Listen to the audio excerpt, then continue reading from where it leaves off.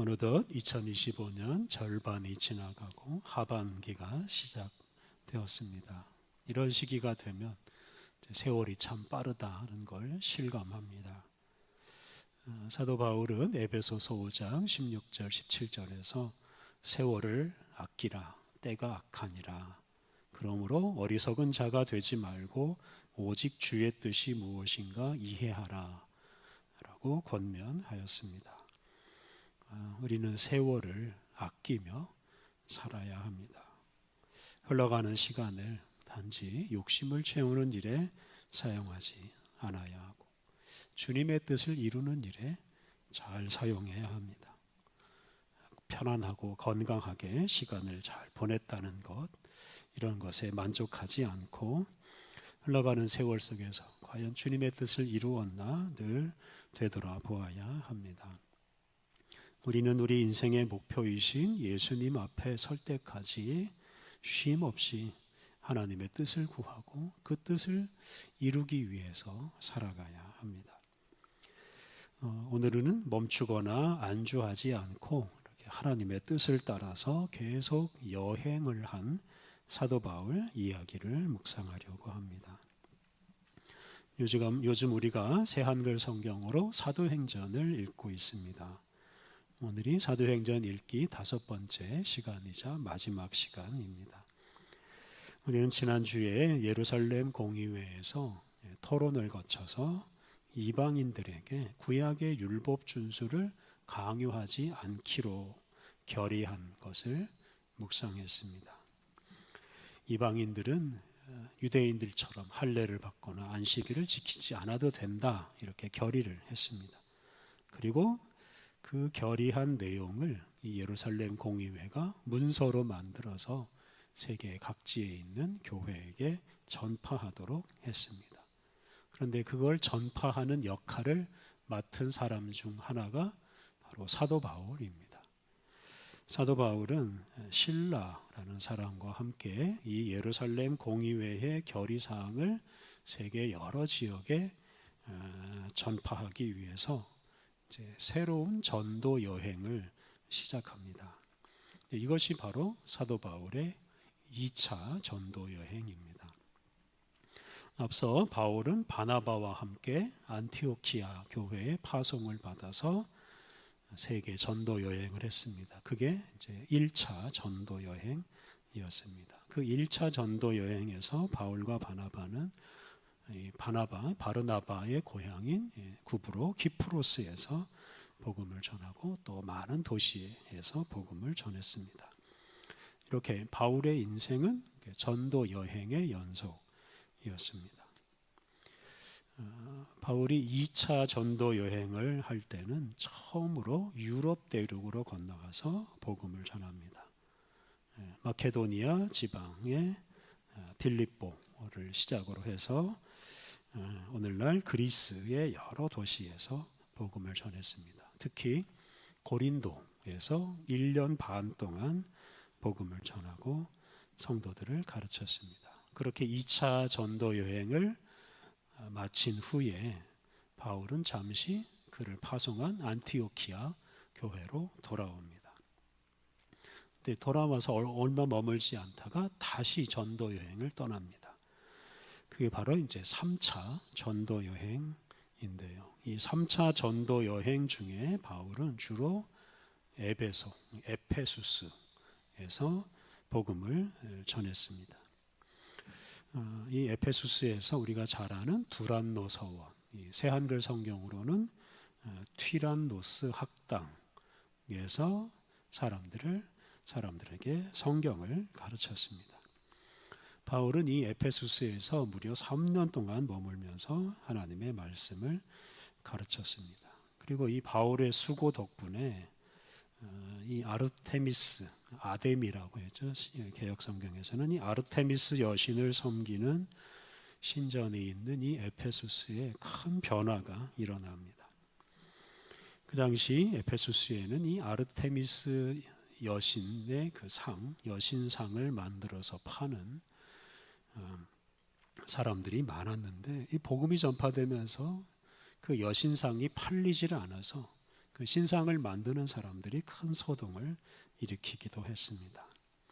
이 당시 에페수스는 시리아의 안티오키아와 더불어서 로마 다음 가는 제2의 도시였습니다. 근데 그 큰 도시가 사도 바울의 전도로 크게 변화되었습니다.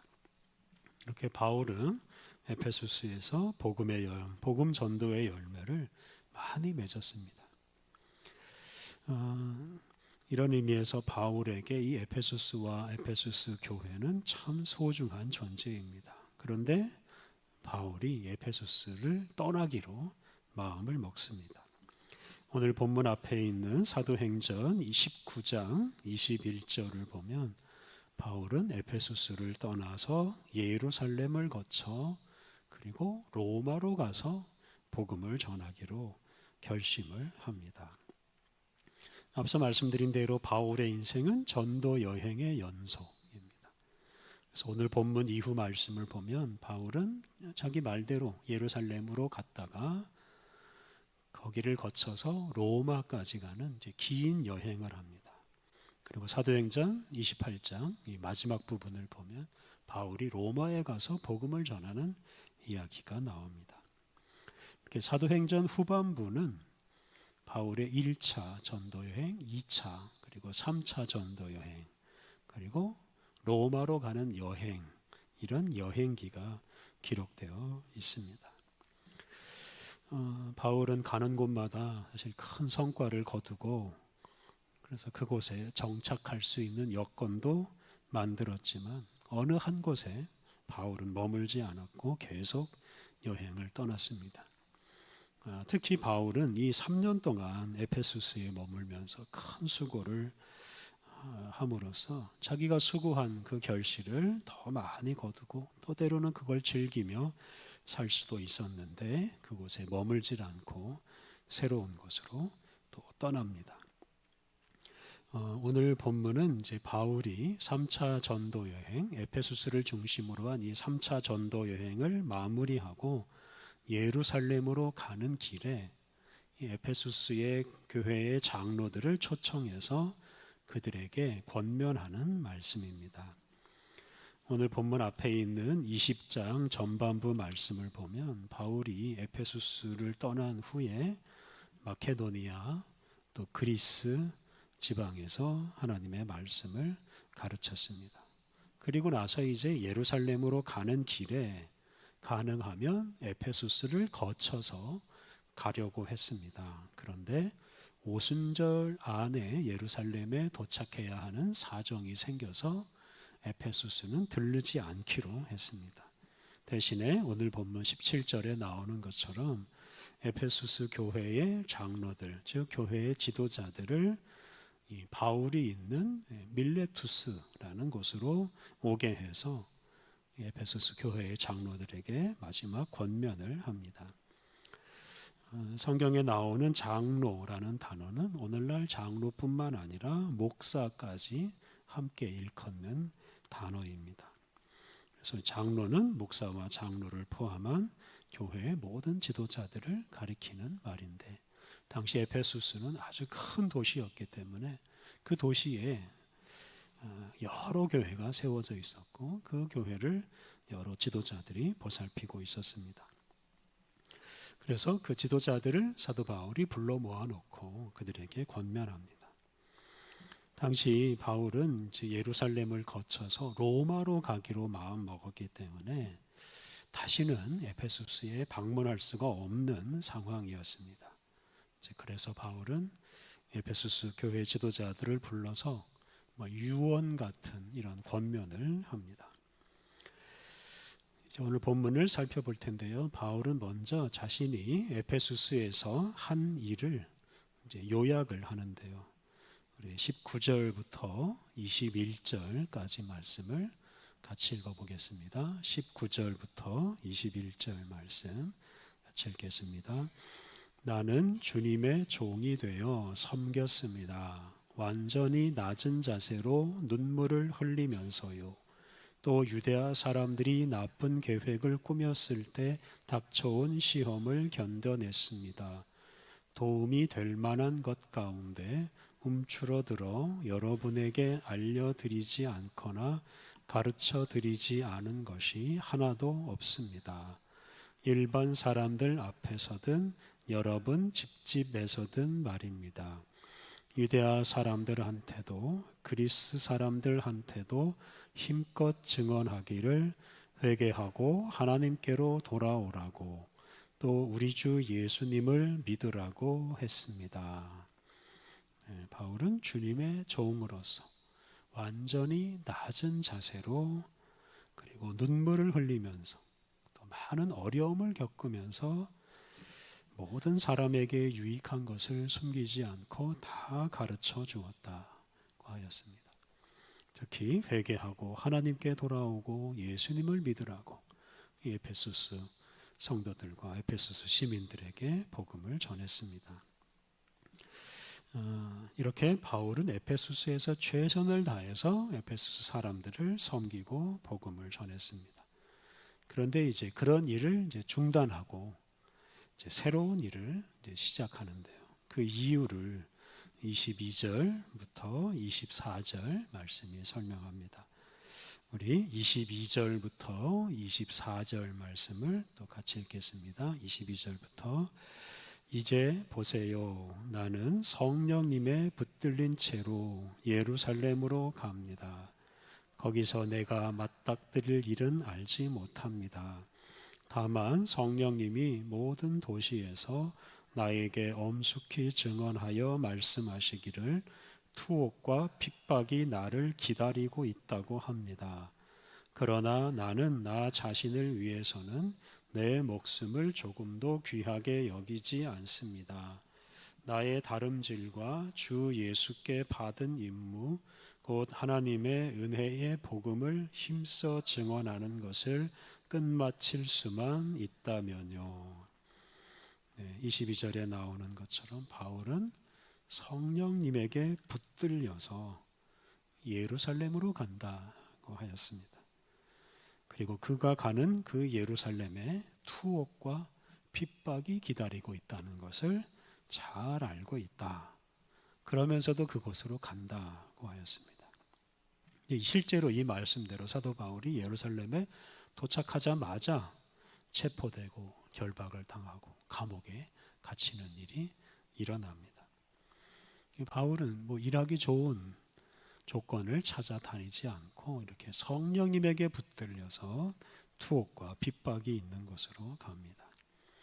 24절에서 바울은 하나님의 은혜의 복음을 전하는 일에 자신의 목숨을 조금도 아끼지 않고 바치겠다라고 다짐을 했습니다.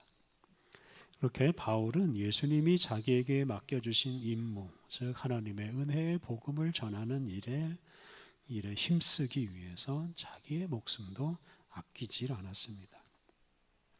25절부터 27절 말씀을 보면 바울은 그동안 자기에게 주어진 임무, 이 복음을 전하는 일에 최선을 다했다라고 고백합니다.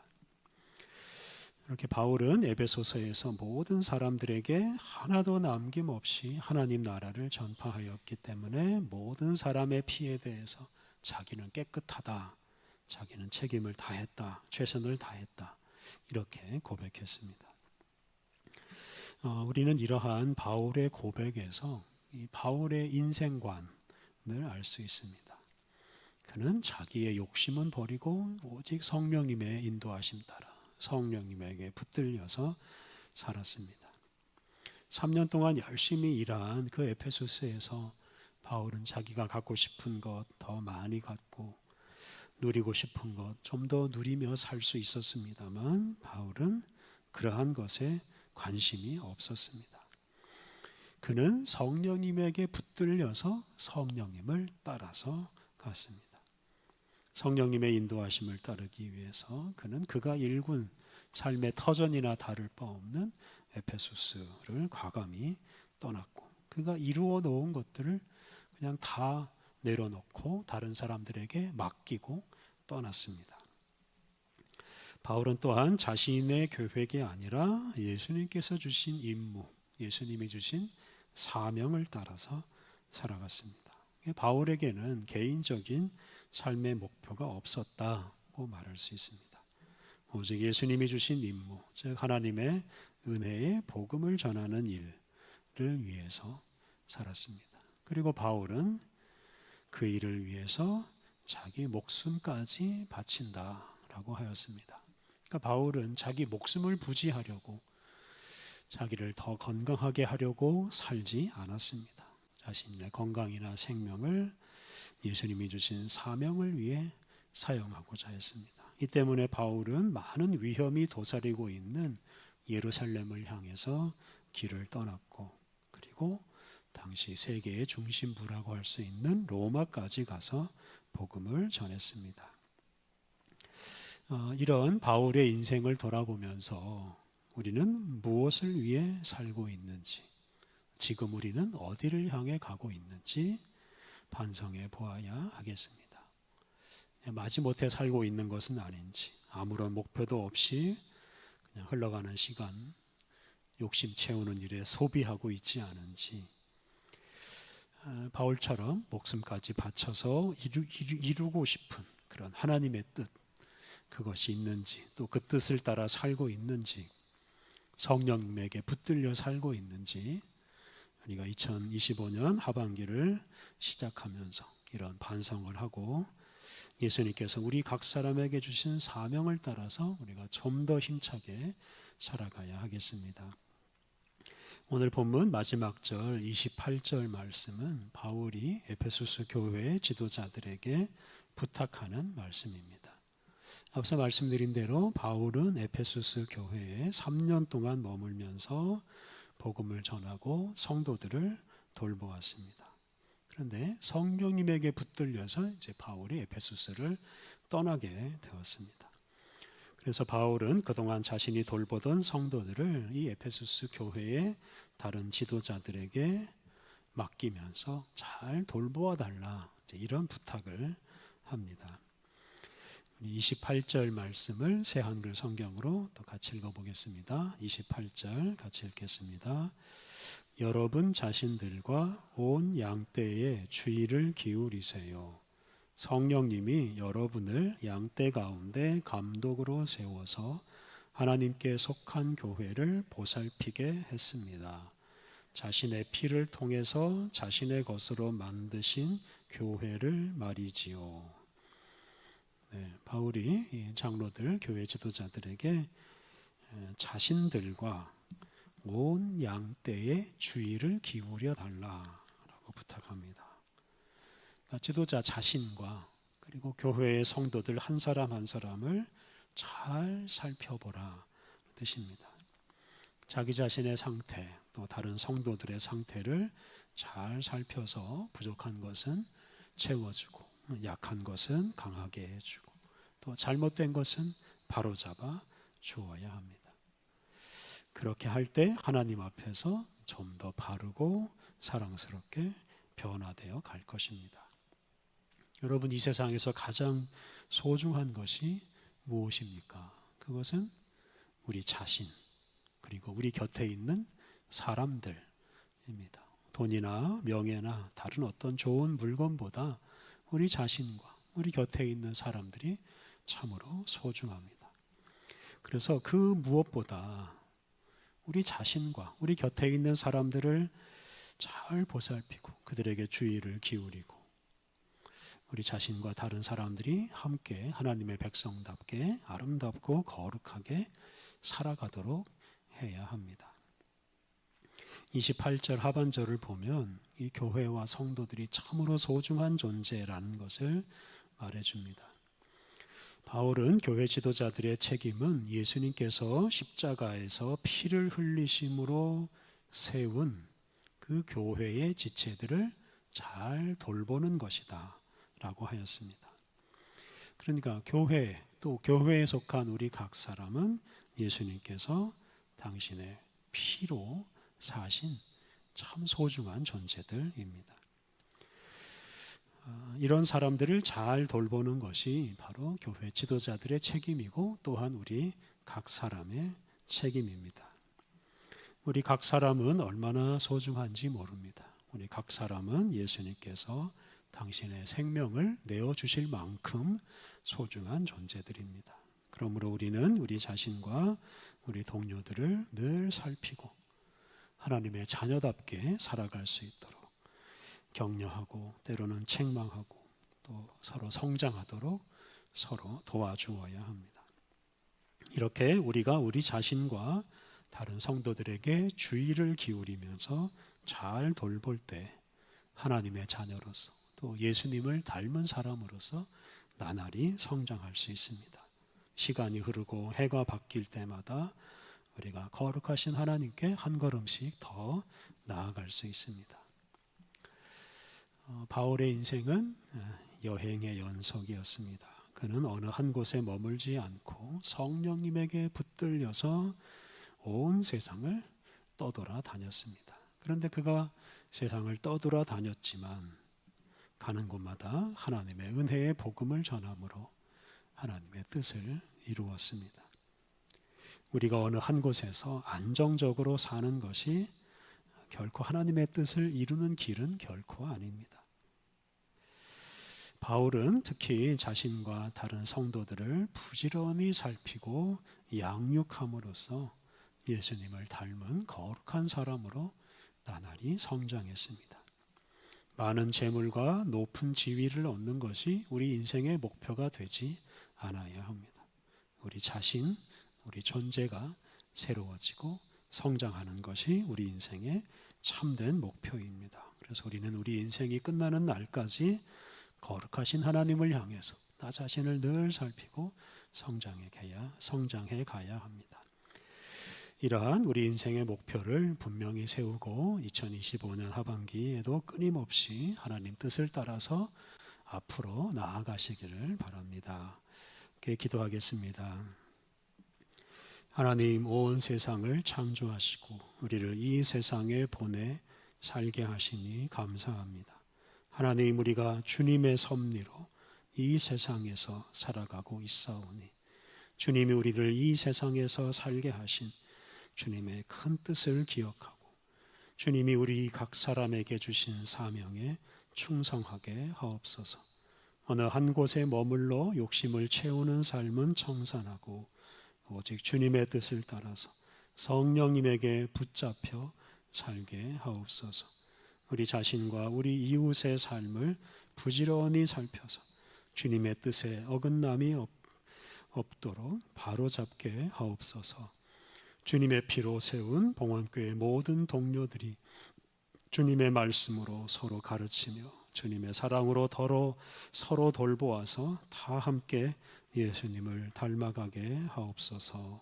예수님의 이름으로 기도드립니다. 아멘.